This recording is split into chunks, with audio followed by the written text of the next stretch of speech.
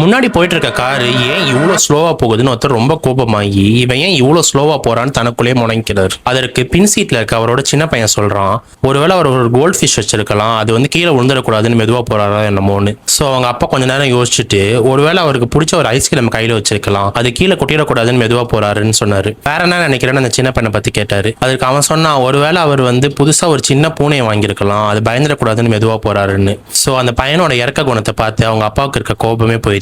So அன்னையில இருந்து அவங்க ரெண்டு பேரும் ஒரு கேம் உருவாக்குனாங்க, மேபி கேம்னு. யாராச்சும் ஒரு புரியாத விஷயத்தை செய்ய போகும்போது கெட்டதா ஒரு விஷயத்தை கற்பனை பண்றதை விட ஒருவேளை அது ஒரு நல்லதா இருக்கலாமோ அப்படின்னு நினைக்க ஆரம்பிச்சாங்க.